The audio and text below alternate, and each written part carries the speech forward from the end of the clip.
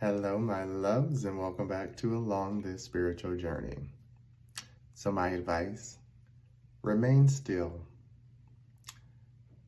Remain still in who you are, no matter the turbulence created around you. The one thing that I have had to learn and swallow about my ego is that I cannot make everyone happy. As much as I've tried and wanted to and put my all into showing up for people. And I don't care how people say it, monetary does not make a difference to me. If someone is showing up consistently, making themselves available to you, you call, they show up, anything you need, vice versa, you keep those people close to your heart, okay? Because they'll do anything for you. And if they have the finances, they'll give back the same way. But don't put people down because they're not on some level with you, right? I have learned that true power, true leadership comes from understanding that what you do will not make sense to anyone. True leadership is not about yelling in someone's face and taking over and knowing you know better and knowing you know right. Like for me, I learned I was making a fool of myself back when I was younger because I was out there arguing with people, knowing good and well that I didn't have to, but I was so concerned by how they couldn't see how they were making other people feel around them. And they were choosing to continue to do it, even though other people were saying, this is how you're making these persons feel. And in their mind, they were just like, whatever, I'm going to do what I want because I'm the alpha, I'm the boss. And it's like, that is a subcultural stereotype, right?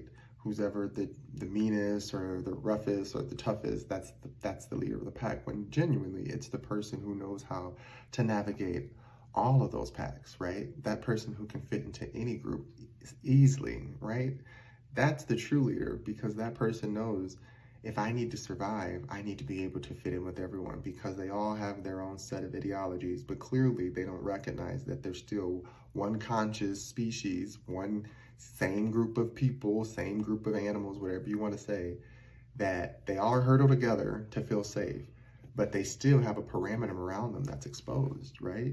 Sometimes we get stuck in that condensity of everyone and everything, it feels safe because everyone around us is agreeing. And when you look around and we're just a speck in the universe and everything around you is just moving and operating and it seems bigger than you, then yeah, it's easy to lose yourself and not believe that you're strong enough to be a leader. But a leader is literally staying silent and being still in who you are, even when you're by yourself, even when you're at groups of friends, even when you're in intimate situations with your partners, right? I don't care how much people try to drag it out of you. I don't care how much of your triggers from your past are still lingering. You get to choose to go however you want in this universe with dignity, no matter what. And the one thing that I tell people that we have to remember is dignity is not a place of being conceited or over pridefulness. Dignity is saying, I deserve to be seen the way that I want to be seen without judgment, right? Without someone telling me I have to do it a certain way because how I do it doesn't make sense. If you're not hurting anyone or hurting anything, and you're really just focused on making yourself better, you're going to become a leader, right? Because someone's going to look up to you and be like, wow, they're not doing it like the rest of them. They're doing it differently. That inspires me. Maybe I can do it differently because how I feel, I don't want to be focused on what they're focused on. I want to grow and change and do this. And instantly now you have people saying, hey, I like what you do. How'd you get to that? And then they start saying, I'm gonna try that out too. And then they share it and they experience it. And it's literally, I always see that analogy of the ink, well or whatever, and you drop it into water and that pure clean water, you drop that little dot of black and everything just turns black. That's literally how we affect each other. And we have a dualistic perspective to it. We can either use it for good or we can use it for bad.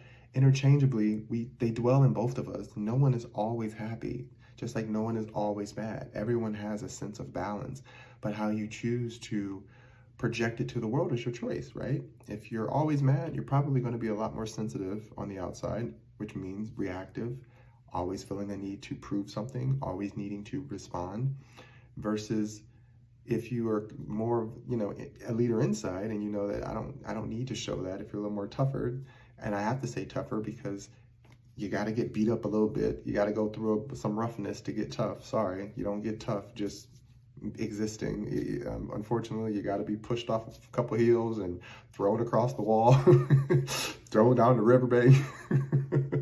It all brings you back to creating this level of protection that protects your inner softness. True leadership sees this in everyone. It sees that everyone has this softness in them and it deserves to shine.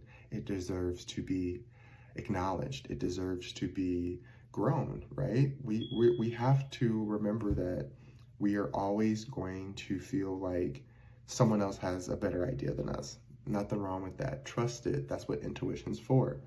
But once we start noticing that it no longer resonates with us, we can walk away from it and still integrate parts of it that work, but then make something that works for you. And if that thing is new to everyone else and it doesn't make sense, but it's working, keep using it. Eventually it'll catch on.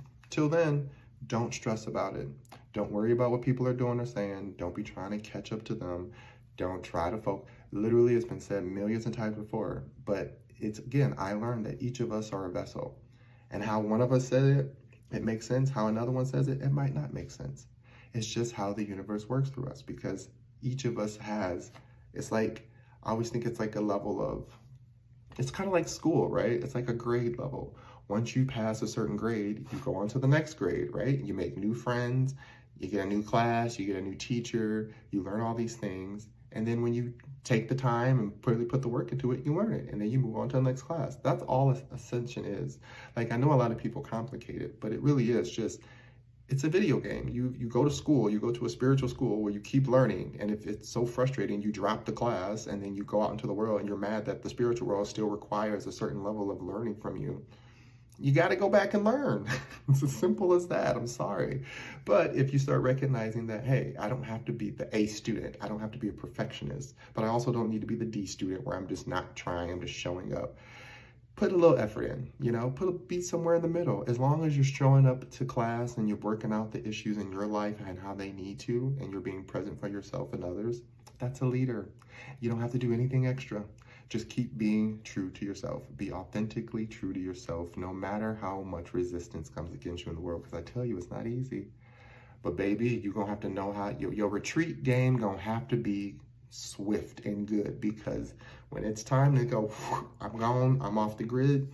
Those who get it, and they'll still be around. Those who don't, they won't.